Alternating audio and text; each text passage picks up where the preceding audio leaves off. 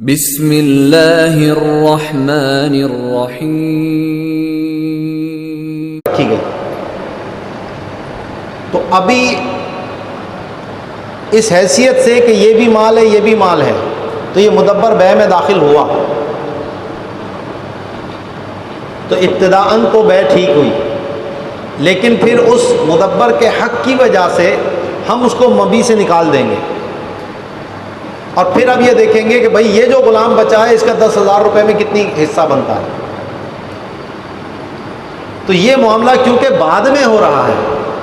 تو اس کو ہم بیع بالحصہ بقاءً کہتے ہیں، اور بیع بالحصہ بقاءً جائز ہے، لیکن بیع بالحصہ ابتداءً فاسد ہے. پیچھے والا جو مسئلہ تھا وہ بیع بالحصہ ابتداءً تھی، یہ بیع بالحصہ بقاءً ہے، اس لیے جائز ہے. ٹھیک ہے. تو فرماتے برخلاف اس غلام کے کہ جس کو مدبر کے ساتھ ملا کر بیچا گیا ہو یا اسی کے مثل یعنی ام ولد وغیرہ کے ساتھ، فإنہ یصح، تو مدبر میں تو باطل یا فاسد ہے لیکن اس غلام کے اندر بیع درست ہے. او قنی غیرہ، دوسری صورت کہ غلام کو دوسرے کے غلام کے ساتھ ملا کر بیچا. میرا غلام ہے، میں نے اپنا غلام بھی بیچا اور میرے بھائی کا غلام تھا، اس سے بغیر پوچھے میں نے دونوں غلام بیچ دیے، تو میرا والا جو غلام ہے وہ تو بیع نافذ ہوگی، لیکن جو بھائی کا غلام میں نے بیچا اس میں بیع کیا ہوگی؟ موقوف ہوگی، کیونکہ فضولی ہوا نا اس کے طرف سے بیچنے میں، اس نے مجھے وکالت تو نہیں دی تھی، تو نہ میرے پاس وکالت نہ میرے پاس اس کی ملکیت، تو مجھے بیچنے کا اختیار تو نہیں تھا اس کو. ہاں میں نے بیچ دیا تو وہ اب میرے بھائی کی اجازت پر موقوف ہے، اگر وہ اجازت دے دے گا تو بیع نافذ ہو جائے گی، رد کرے گا تو رد ہو جائے گی. تو اس نے کہا بھائی مجھے تو اپنا غلام نہیں بیچنا، آپ نے میرا غلام کیوں بیچا، واپس دیں. میں نے کہا اچھا بھائی، او بھائی اس کا غلام واپس دے دیں، 10,000 روپے تھے نا تو اس کا واپس دے اور میرے غلام کے جو پیسے بنتے ہیں وہ مجھے دے دے. ٹھیک ہے، جائز ہے، کیونکہ یہاں پر بھی جو دوسرے کا غلام ہے وہ من جملہ مال تو ہے نا،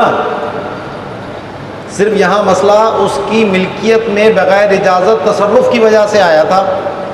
کہ ملکیت اس کی تھی، تصرف میں کر رہا تھا، لیکن وہ غلام مبیع بننے کی صلاحیت تو رکھتا تھا نا، جو میرے بھائی کا غلام تھا، تو اس لیے جو ہے یہ بیع میں داخل ہوگا اور پھر بعد میں بھائی کے منع کرنے کی وجہ سے بیع سے نکل جائے گا. تو یہ بھی کیا ہے؟ بیع بالحصہ بقاءً ہے، جائز ہے. تیسری صورت وَمِلْكٍ ضُمَّ إِلَى وَقْفٍ غَيْرِ مَسْجِدِ الْعَامِرِ فَإِنَّهُ كَالْحُرِّ بِخِلَافِ الْغَامِرِ بِالْمُعْجَمَةِ الْخَرَابِ فَكَمُدَبِّرٍ أَشْبَهُ مِنْ قَاعِدَةِ إِذَا اجْتَمَعَ الْحَلَالُ حَرَامٌ وَالْحَلَالُ. اچھا، اب یہ وقف کی دو قسمیں ہیں. وقف یا تو مسجد کا ہوگا یا غیر مسجد کا ہوگا.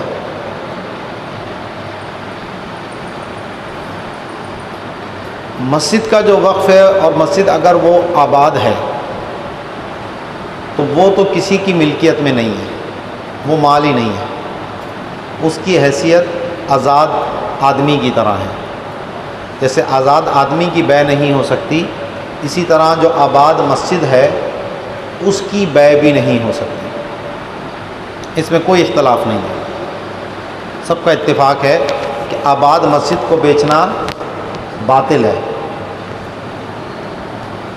اچھا، اب اس کے بعد جو دیگر وقف ہیں،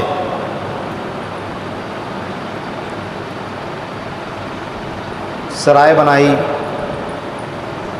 کنواں بنایا، تالاب بنایا، قبرستان بنایا، اور بہت ساری چیزیں وقف کی ہوتی ہیں.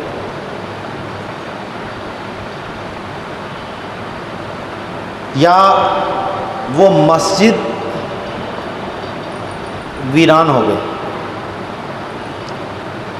لوگ آبادی چھوڑ کر چلے گئے وہاں سے، اب جو ہے وہ وہاں نماز پڑھنے والا کوئی نہیں آتا۔ تو یہ جو مسجد غیر آباد ہے یا دوسرے جو وقف ہیں، ان کی بیع ہو سکتی ہے یا نہیں، اس میں اختلاف ہے۔ ہمارا مذہب یہ ہے کہ یہ بیع بھی جائز نہیں ہے، لیکن امام احمد بن حنبل کا ایک قول آتا ہے، اور جو ویران مسجد ہے اس کے بارے میں امام محمد کی بھی ایک روایت ہے، وہ کتاب الوقف میں انشاءاللہ ہم تفصیل سے پڑھیں گے۔ تو ان کے مطابق جو ہے وہ اس کی بیع ہو سکتی ہے، تو اس کی حیثیت مدبر غلام کی سی ہوگی۔ جو آباد مسجد ہے وہ آزاد آدمی کی طرح ہو گئی، اس کی بیع تو مطلقاً باطل، وہ مال ہی نہیں ہے۔ اور جو مسجد کے علاوہ وقف ہے یا مسجد ہے لیکن غیر آباد مسجد ہے، ویران ہو چکی ہے، اب کوئی نمازی نہیں آتا ہوا، تو اس کی بیع کا حکم مدبر کی بیع کی طرح ہے کہ ہمارے نزدیک جیسے مدبر کی بیع باطل ہے، فاسد، پیچھے جو ہم نے پڑھا اختلاف، تو ایسے ہی اس وقف کی بیع یا اس مسجد غیر آباد کی بیع باطل یا فاسد ہے۔ لیکن کیونکہ اس میں امام احمد بن حنبل کا اختلاف ہے، تو اس لیے یہ فی الجملہ مال میں آئے گا، جیسا مدبر ہے فی الجملہ مال ہے۔ تو اب اگر کسی نے اپنی ملکیت اور وقف کو ملا کر بیچا، مثلا کوئی زمین تھی، اس کے ساتھ کوئی مسجد بھی تھی، تو اگر وہ مسجد آباد تھی تو مسجد میں تو بیع باطل ہی ہے، اس زمین کے اندر بھی بیع کیا ہوگی؟ باطل یا فاسد ہو جائے گی۔ ٹھیک ہے، صاحب نہایہ کو لو تو فاسد ہو جائے گی، علامہ شامی کا موقف لو تو باطل ہو جائے گی۔ لیکن اگر یہ مسجد آباد نہیں تھی، ویران تھی، یا مسجد کے علاوہ کوئی اور چیز تھی، قبرستان تھا مثال کے طور پر، اپنے پلاٹ کے ساتھ میں نے وہ قبرستان کا پلاٹ بھی بیچ دیا، یا وہ ویران مسجد تھی وہ بھی بیچ دی، تو قبرستان میں بیع باطل، اس ویران مسجد میں بھی بیع باطل، لیکن میرے جو پلاٹ ہے اس میں بیع درست ہوگی، کیونکہ یہ بھی بیع بالحصہ بقاءً ہے۔ آباد مسجد ہوتی تو بیع بالحصہ ابتداءً بن جاتا، آباد مسجد نہیں ہے تو یہ بیع بالحصہ بقاءً بنا ہے، یہ جائز ہے۔ تو فرماتے ہیں وَمِلْكٍ ضُمَّ إِلَىٰ وَقْفٍ،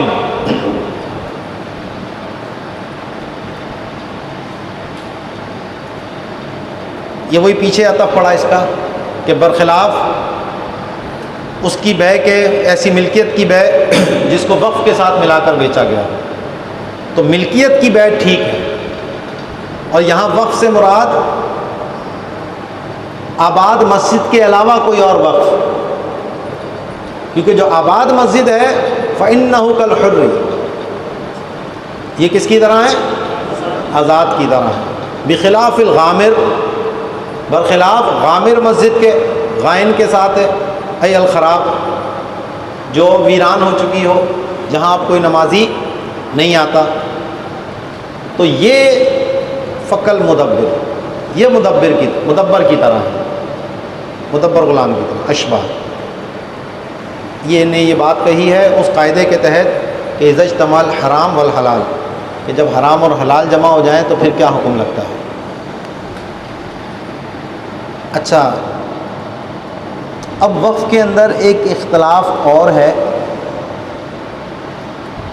امام اعظم کا اور صاحبین کا۔ امام اعظم کے نزدیک وقف لازم اس صورت میں ہوتا ہے جب اس پر قاضی کی قضا ہو جائے۔ مسجد کا وقف کے لیے قاضی کی قضا ضرورت نہیں ہے، وہ تو حکم الگ ہے۔ مسجد کے علاوہ جو اوقاف ہوتے ہیں ان میں امام صاحب کے نزدیک وقف لازم نہیں ہوتا جب تک کہ اس پر قاضی کی قضا نہ ہو جائے۔ صاحبین کے نزدیک قاضی کی قضا ضروری نہیں ہے، اس کے بغیر بھی وہ وقف لازم ہو جاتا ہے، ٹھیک ہے۔ تو یہاں جو یہ صورت بیان ہو رہی ہے اس میں قاضی کی قضا ہونے نہ ہونے سے کوئی فرق نہیں پڑتا، کیونکہ قاضی کی قضا ہونے کے باوجود بھی امام احمد بن حنبل کے نزدیک اس کی بیع ہو سکتی ہے۔ تو اصل گفتگو تو اس بات میں تھی کہ کیا اس کی بیع ہونے میں کسی کا اختلاف ہے یا نہیں ہے۔ تو محکوم ہونے نہ ہونے، قاضی کا فیصلہ دینے نہ دینے سے اس سے کوئی مطلب نہیں ہے، بھلے امام صاحب کے نزدیک وہ وقف لازم ہوا ہو یا نہ ہوا ہو، اس سے کوئی فرق نہیں پڑتا۔ تو اسی لیے فرماتے ہیں وَلَوْ مَحْكُومًا بِهِ فِي الْأَصَحِّ، اگرچہ اس پر فیصلہ دے دیا گیا ہو، یعنی قاضی نے اس وقف کے لزوم کا فیصلہ دے دیا ہو، جب بھی اگر اس کو ملک کے ساتھ ملا کر بیچا گیا تو ملک میں بیع درست ہوگی، وقف میں باطل ہوگی، کیونکہ اس کی حیثیت وہی مدبر ہی کی ہے، اس کی حیثیت مدبر ہی کی ہے۔ خلافا لما افتى به ملا ابو سعود، برخلاف اس کے جو ملا ابو سعود نے فتویٰ دیا کہ ان کے نزدیک اگر وقف لازم ہو گیا ہے، یعنی قاضی نے اس کا فیصلہ دے دیا، تو کہتے ہیں اس کی حیثیت پھر آباد مسجد کی طرح ہو گئی۔ جب آباد مسجد کی طرح ہو گئی تو پھر اگر اس کے ساتھ کوئی چیز ملا کر بیچی جائے گی تو وہ بھی فاسد یا باطل ہو جائے گی۔ لیکن یہ درست نہیں ہے، درست یہی ہے کہ اس کا تعلق اس بات سے نہیں ہے کہ قاضی نے کوئی فیصلہ اس پر دیا ہو یا نہ دیا ہو۔ فَيَصِحُ بِحِصَّتِهِ فِي الْقِنِّ وَعَبْدِهِ وَالْمِلْكِ لِأَنَّهَا مَالٌ فِي الْجُمْلَةِ، تو لہٰذا اس کا جو حصہ بنے گا غلام میں، وعبدہ اور اپنے غلام میں،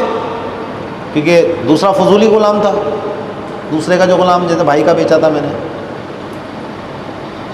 والملکی، جو وقت، یہ تین مسئلے بیان ہوئے نا، ایک مدبر کے ساتھ غلام ملا کر بیچا تو وہ قین آ گیا، دوسرا اپنا غلام اور بھائی کا غلام ملا کر بیچا تو وہ عبدی ہی آ گیا، جس میں فضولی کا معاملہ تھا، تیسرا ملکیت اور مسجد کے علاوہ کسی اور وقف کو ملا کر بیچا گیا تو وہ ملکیت کی بات آ گئی۔ تو فرماتے ہیں تو لہٰذا اس کی بیع درست ہے اس کے حصے کے عوض میں، جو غلام میں ہے اس کے اپنے غلام میں اور ملکیت میں، لِأَنَّهَا مَالٌ فِي الْجُمْلَةِ، کیونکہ یہ جو اس کے ساتھ ملا کر چیزیں رکھی گئی تھیں وہ کیا ہیں؟ فی الجملہ مال ہیں، یعنی مدبر اور دوسرے کا غلام اور وقف، وہ فی الجملہ مال ہیں، لہٰذا یہ بیع درست ہو جائے گی۔ تو یہ بیع بالحصہ کیا بنے گی؟ بقاءً، یہ اصطلاح یاد رکھو، بیع بالحصہ ابتداءً فاسد ہے اور بیع بالحصہ بقاءً جائز ہے۔ وَلَوْ بَاعَ قَرْيَةً وَلَمْ يَسْتَثْنِ الْمَسَاجِدَ وَالْمَقَابِرَ لَمْ يَصِحَّ عَيْنِي، اب اگر کسی نے پورا گاؤں بیچا تو بھائی اس گاؤں میں مسجد بھی تو ہے، تو اب وہ کہتا ہے یہ بھی پورا گاؤں بیچ دیا آپ کو اور مسجد کا استثناء نہیں کرتا، تو اس کا مطلب ہے ملکیت اور مسجد کو ملا کر بیچا اس نے، مسجد اور ملکیت کو ملا کر بیچا، تو مسجد میں تو بیع باطل، وہ جو ملکیت ہے اس میں بھی بیع فاسد یا باطل،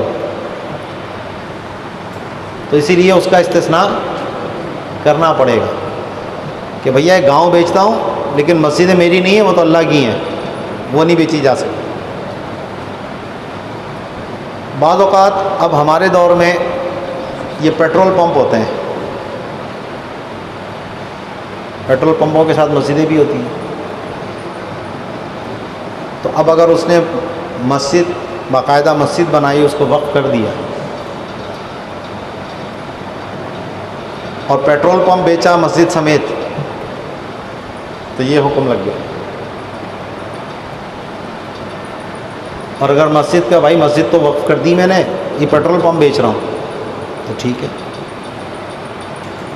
تو موجودہ دور میں بھی یہ صورت پائی جا سکتی ہے، سمجھ آ گئی؟ ایسے ہی اور چیزیں دیکھ لو، کوئی فیکٹری فیکٹری میں مسجدیں بنائی جاتی ہیں، کارخانے ہوتے ہیں بڑے بڑے، ان میں مسجدیں بنائی جاتی ہیں، تو باقاعدہ وقف کر دیا، سب کچھ کیا، تو اب اگر وہ فیکٹری بیچ رہا ہے، مسجد سمیت بیچ رہا ہے، تو یہ حکم لگ جائے گا، تو وہاں مسجد کا استثناء کرنا پڑے۔ تو فرماتے ہیں وَلَوْ بَاعَ قَرْيَةً، کسی نے گاؤں بیچا، وَلَمْ يَسْتَثْنِ الْمَسَاجِدَ وَالْمَقَابِرَ، اور قبرستان اور مسجد کا استثناء نہیں کیا، تو لم یصح، تو یہ بیع درست نہیں ہوگی، فاسد ہو جائے گی۔ عینی نے یہ بات کہی، ٹھیک ہے، باقی انشاءاللہ اس کو کل دے